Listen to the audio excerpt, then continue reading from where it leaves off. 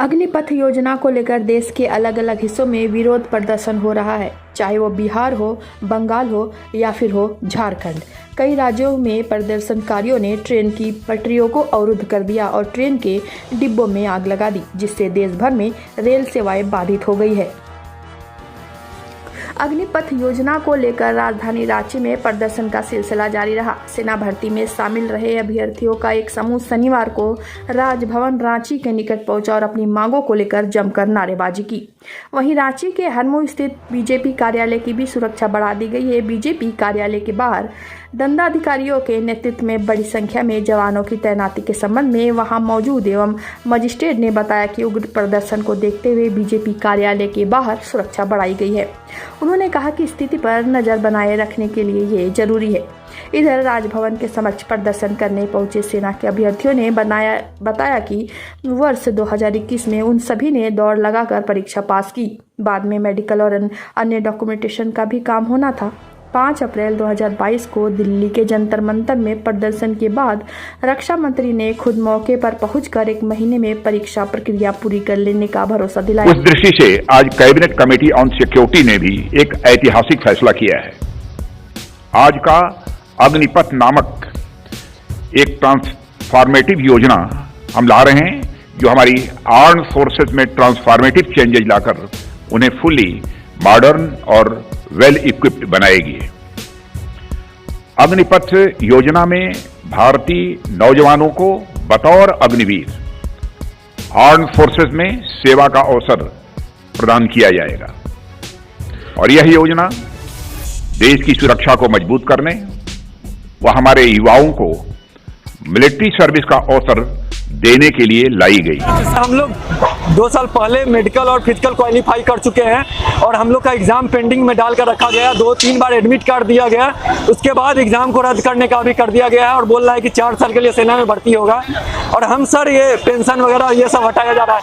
एक नेता 3 पेंशन उठा रहा है, उसके लिए कोई प्रॉब्लम नहीं। हमारा रिटर्न एग्जाम लिया जाए और हमारा जो एग्रीमेंट के तहत मेरा भर्ती लिया गया था, उस जैसे पहले था उससे मेरा भर्ती लिया जाए और TOT वापस लिया जाए। 30 जनवरी 2021 को रैली भर्ती के तहत हम लोग शारीरिक परीक्षण और मेडिकल परीक्षण में हम लोग सफल हुए। विद्यार्थी मुजफ्फरपुर ARO के अंतर्गत 8 जिला आता है। 8 जिला के अभ्यर्थी हम लोग यहाँ आए हुए हैं। 2 साल से हम लोगों का मेडिकल फिट है, लेकिन आर्मी एग्जाम CE एग्जाम बार बार कोरोना को काल को बताकर पोस्टपोन कर दिया जा रहा है। हम लोग को आर्मी एग्जाम चाहिए।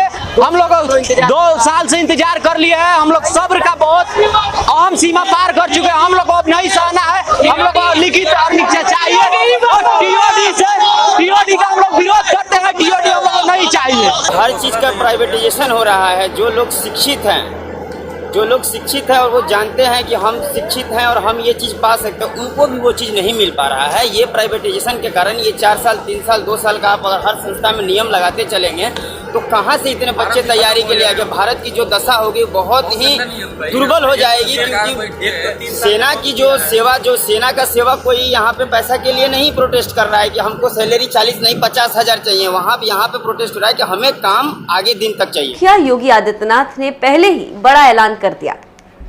उन्होंने एक ट्वीट में बताया, प्रधानमंत्री की मंशा के अनुरूप अग्निपथ योजना युवाओं को राष्ट्र और समाज की सेवा के लिए तैयार करेगी, उन्हें गौरवपूर्ण भविष्य का अवसर प्रदान करेगी। यूपी सरकार आश्वस्त करती है कि अग्निवीरों को सेवा के बाद पुलिस और पुलिस के सहयोगी बलों में समायोजित करने में प्राथमिकता दी जाएगी। एक और ट्वीट में सीएम योगी ने कहा, युवा साथियों, अग्निपथ योजना आपके जीवन को नए आयाम प्रदान करने के साथ ही भविष्य को स्वर्णिम आधार देगी। आप किसी बहकावे में ना आए। मां भारती की सेवा हेतु संकल्पित हमारे अग्निवीर राष्ट्र की अमूल्य निधि होंगे। वह यूपी गवर्नमेंट अग्निवीरों को पुलिस व अन्य सेवाओं में वरीयता देगी। जय हिंद। यानी यूपी के जो भी युवा मोदी सरकार की अग्निपथ योजना में अग्निवीर के तौर पर भारतीय सेना में काम करेंगे और 4 साल बाद जब उन्हें सेवा से मुक्त किया जाएगा तो इन युवाओं को योगी सरकार यूपी पुलिस में या पुलिस के सहयोगी बलों में नौकरी देगी। जिसका मतलब साफ है कि यूपी के युवाओं को कम से कम इस बात की टेंशन नहीं लेनी चाहिए कि अग्निवीर के तौर पर 4 साल तक सेना में नौकरी करने के बाद वो क्या करेंगे। उन्हें अपने यूपी पुलिस में काम करने का मौका मिलेगा और यह ऐलान खुद सीएम योगी ने कर दिया। क्या है अग्निपथ योजना? इस योजना के तहत युवाओं को भारतीय सेनाओं से जुड़कर देश सेवा करने का मौका मिलेगा। इस योजना में आवेदन करने वाले युवाओं की उम्र 17.5 साल से 21 साल के बीच होनी चाहिए। उम्मीदवारों का नामांकन सेवा अधिनियम के तहत 4 साल के सेवाकाल के लिए होगा।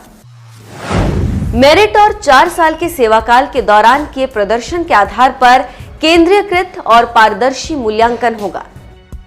4 साल बाद सेवा काल में प्रदर्शन के आधार पर मूल्यांकन होगा और 25% लोगों को नियमित किया जाएगा। 100% उम्मीदवार वॉलंटियर के तौर पर रेगुलर कॉडर के लिए आवेदन कर सकते हैं। अग्निवीर सेवा के दौरान सर्वोच्च बलिदान देता है तो उसके परिवार को 1 करोड़ रुपए दिए जाएंगे। अग्निवीर के दिव्यांग होने पर उसे 48 लाख रुपए की राहत राशि दी जाएगी। यह भी तभी संभव होगा अगर उस समय सेना में भर्तियां निकली।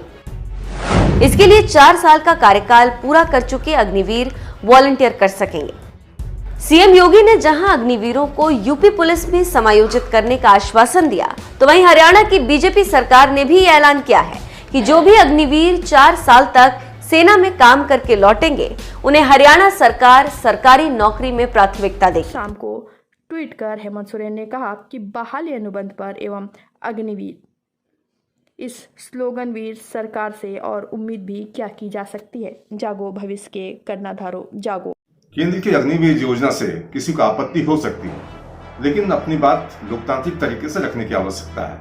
यह तोड़ ठोक और जो ट्रेनों में आग लगाई जा रही है, सरकारी संपत्ति को नुकसान पहुंचाया जा रहा है, इसको किसी भी दृष्टिकोण से उचित नहीं ठहराया जा सकता।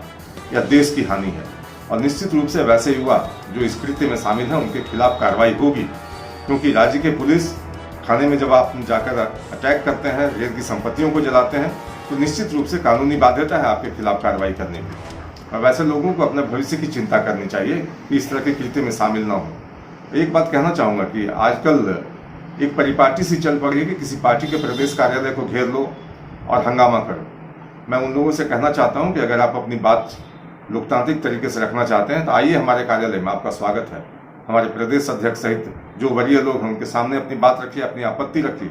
हम केंद्र सरकार तक आपकी बात पहुंचाएंगे, लेकिन दबाव बनाने की राजनीति भारतीय जनता पार्टी न बर्दाश्त करेगी, न इस परिपाटी को हम आगे चलने देंगे। और जहां तक प्रश्न है, कुछ लोग अग्निपथ योजना को बता रहे हैं कि खून से लथपथ कर देंगे और इस तरह की बयानबाजी करके लोगों को उकसाने की कोशिश की जा रही है।